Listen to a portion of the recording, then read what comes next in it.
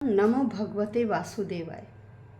प्यारे दर्शकों, हम श्रीमद् भगवद गीता के 8वें अध्याय भगवत प्राप्ति का श्रवण कर रहे हैं।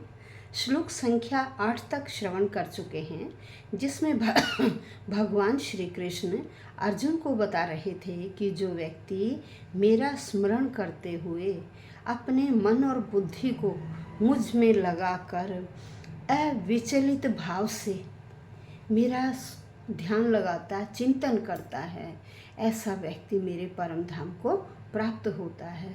आज श्लोक संख्या 9 का श्रवण करेंगे, जिसमें बताया गया है कि भगवान अकल्पनीय हैं, अचिंतनीय हैं, लघु से भी लघुतर हैं, सूक्ष्म से भी सूक्ष्म हैं।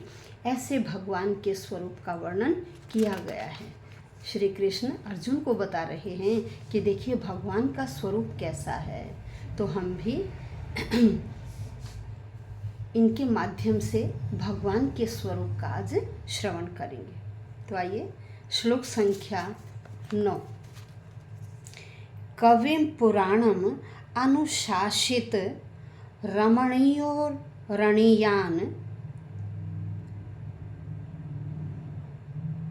स्मनुस्मरेद्यः सर्वस्य धातारम् अचिन्त्य रूपम आदित्यवर्णम तमसः परस्तात्। अब एक एक शब्द का अर्थ देखिए। कविम, कविम का अर्थ होता है सब कुछ जानने वाला, सर्वज्ञ। कविम का अर्थ क्या है? सब कुछ जानने वाला। पुराणम, पुराणम का मतलब बहुत पुराना है, सबसे प्राचीन है।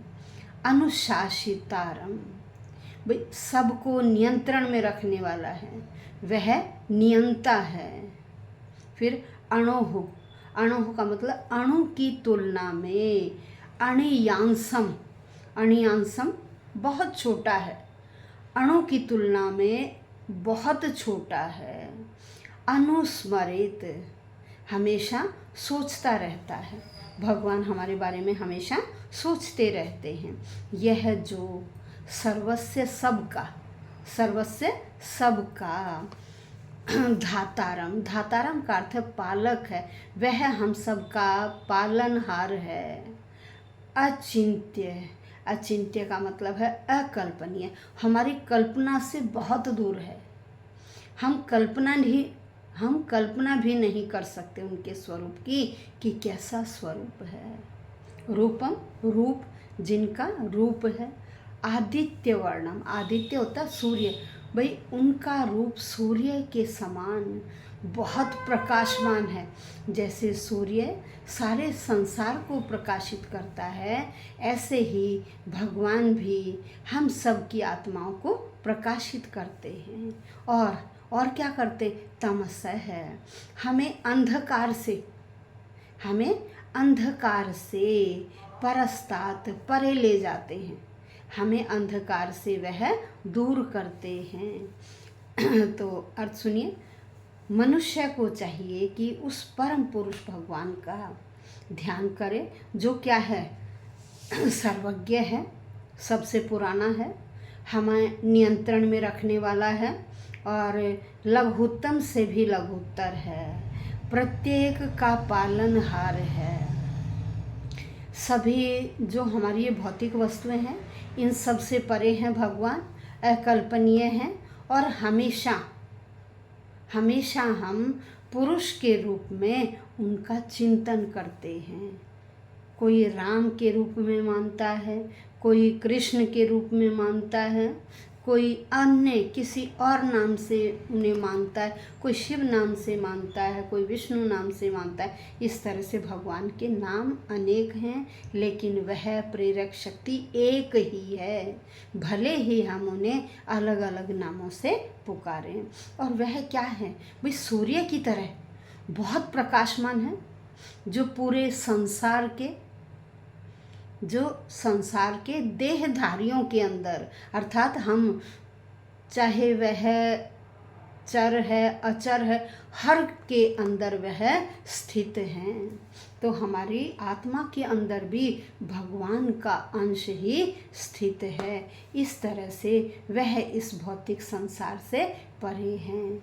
और हम किस रूप में, हम कभी उन्हें राम रूप में याद करते हैं, कभी कृष्ण रूप में याद करते हैं, क्योंकि वही देखिए हमारे वर्तमान जो समय बीत गया, भूतकाल जो समय आएगा, इन सब के नियंता वही ईश्वर या भगवान ही हैं। और वह सूक्ष्म से सूक्ष्म अणु सबसे छोटा, वह अणु से भी छोटे हैं, अणु से भी छोटे हैं। देखिए हम कल्पना करते हैं, कभी किसी के बारे में सोचते हैं, किसी रूप के बारे में सोचते हैं, लेकिन उस भगवान को, उसका तो रूप कैसा है, उस रूप के बारे में तो हम सोच भी नहीं सकते। उनका ऐसा रूप है, अकल्पनीय रूप है, जिसके बारे में हम कल्पना भी नहीं कर सकते। हम केवल उन्हें एक पुरुष के रूप में ही याद करते हैं, स्मरण करते हैं, कोई राम के रूप में और कोई कृष्ण के रूप में।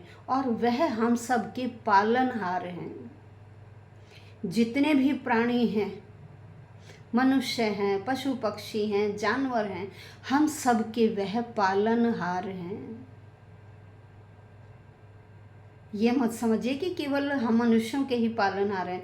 भाई कीट पतंग जानवर पक्षी हर के वही पालनहार हैं। तो वह कितनी बड़ी सुपर पावर है जो हम सबका पालन करता है।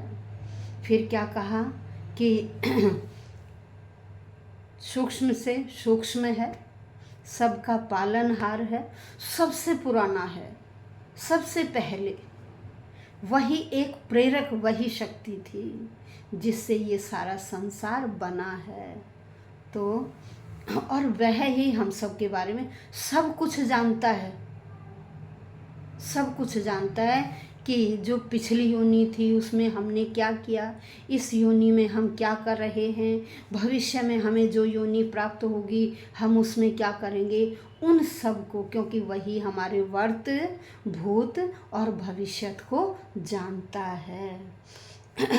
और वह क्या है, वे सूर्य के समान प्रकाशमान है, चारों ओर फैले हुए हैं। कोई भी ऐसा अक्षेत्र नहीं है जहाँ वह ईश्वर विराजमान न हो। पूरे संसार को वह प्रकाशित करने वाले हैं। हमें अंधेरे से अर्थात अज्ञान से भी दूर करने वाले वही भगवान या ईश्वर हैं, जो हमें अज्ञान से ज्ञान की ओर लेकर जाते हैं।